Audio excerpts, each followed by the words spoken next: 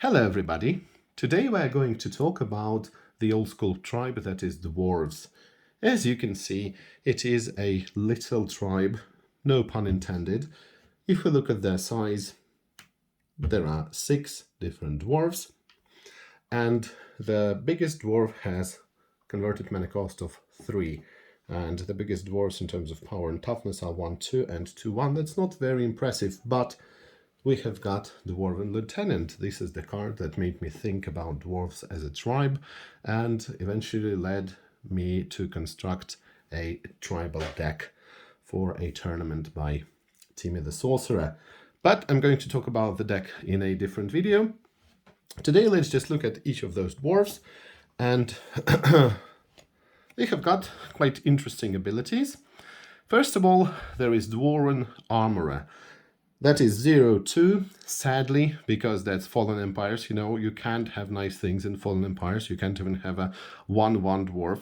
So 0-2 is not really relevant, to be honest with you. But there is a neat ability for 1 red and tap. You can discard a card from your hand. So cards are not often seen as a resource in old school Magic, as you know. There are, of course, some cards. Sometimes you can use Bazaar of Baghdad. You can use Coral Helm, one of my favorites. Of course, you can use Gemmed at Home. But then again, it's not a very common thing for you to see a card as a resource. And that's a nice trick, actually. But the counter that it puts on it is a +0/+1 or +1/+0. And again, this is so underwhelming. Why couldn't we have a +1/+1 counter? I don't know, maybe it would have been too good by old school standards.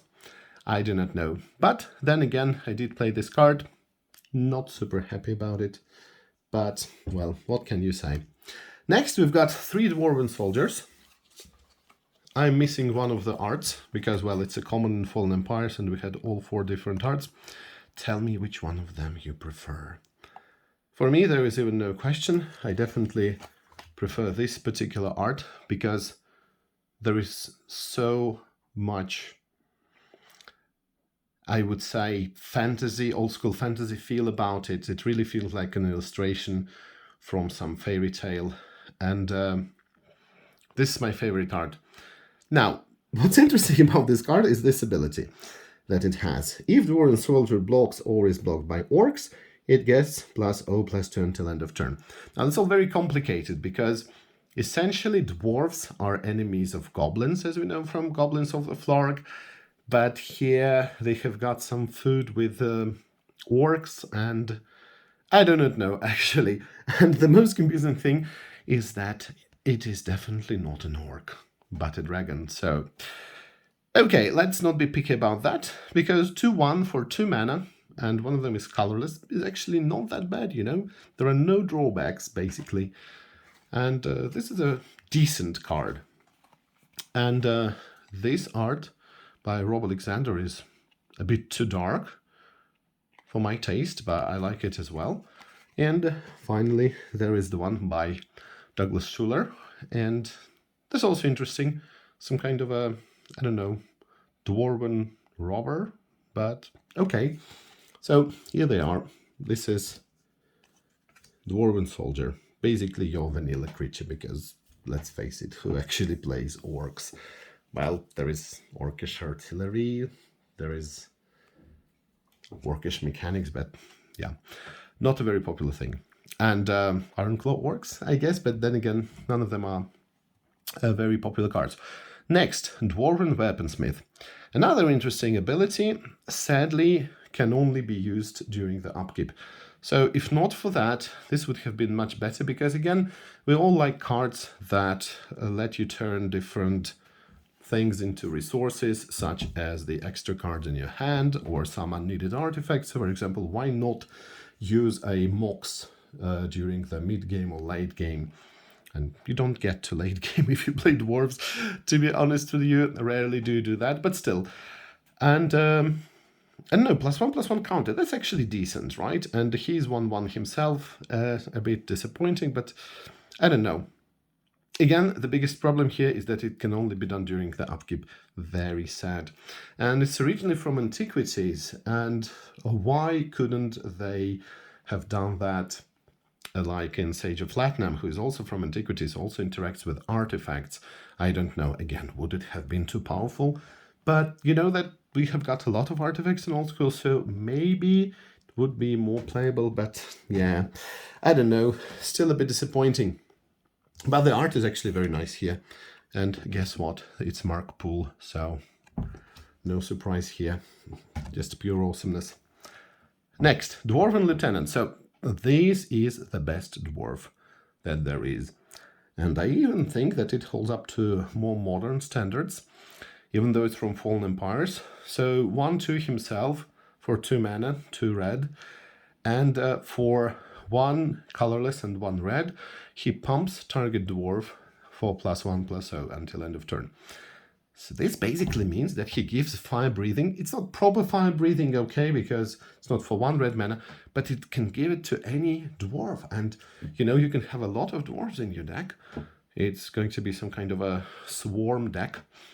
And if you attack with many dwarves, then one of them is going to be unblocked, and you can actually use your, maybe, Gauntlet of Might with that. So that's actually very powerful, and again I will talk to you about my deck of dwarves that I played, and I can say that this guy won me a couple of games. So that's actually very nice. +1/+0 to a dwarf. And I definitely think that 1 red mana would have been too good for that, even by, again, more modern standards. So that's actually super generous, I think, in terms of the ability. And there is some very nice synergy with a dwarf card that everybody knows, because it's from the core set from Alpha. Dwarven Warriors. For 3 mana, you make a creature of power of no greater than 2 unblockable until end of turn. And if you did not understand, other cards may later be used to increase target creature's power beyond 2. So they explicitly are telling you that you can, for example, take this guy and, for instance, attack with your Dwarven Soldier. Use your Dwarven Warriors to make your soldiers unblockable. And attack with the soldier. And after that, pump him. And that's actually a very nice 3-card combo. I do understand that, but it's not really a combo, it's synergy, but it's really nice. So I do appreciate it. And finally, we have got this. Again, I can complain a lot about the fact that walls are not very popular in old school Magic, and that I very often think, and I thought it right from the start, that if there are some special cards such as Tunnel or such as this Dwarven Demolition team that can only work against walls, then it means that walls should not be counted as proper creatures and at least shouldn't be killed by removal. So this actually spoils everything, right? Because walls are very good, but they can be killed by removal, by the usual creature removal. So that's the problem. And another problem, of course, is that they don't win you the game, but just delay the inevitable if you're in a bad board position, so to say, if your board state is not perfect. So anyway, time to destroy a wall. Who actually plays wall? Not so many people, so sadly this card is probably not going to be relevant. But the art is very nice. If you look at it, I especially like this dwarf on the right. I didn't know that there's some comic feeling about it. And maybe, just maybe, they look a little bit like the Lost Vikings from the video game, but not exactly. Still quite funny. And there you go. Here are the dwarves. And sadly, there is nothing else to it. So this is the case of what you see is what you got. It's not like zombies that were later errated, and the tribe was tripled, I would say, in the number of zombies that exist. So there are no other dwarves in 93, 94. There are some nice things in 95, such as Rebecca, the legend, the wizard. But then again, this is outside of scope of 93, 94. So here it is. Thank you for watching. Tell me, please, if you have ever tried to build a deck on dwarves. And please look for more videos about different tribes of old school magic, and also for the video where I will talk about my old school magic dwarves deck. Bye.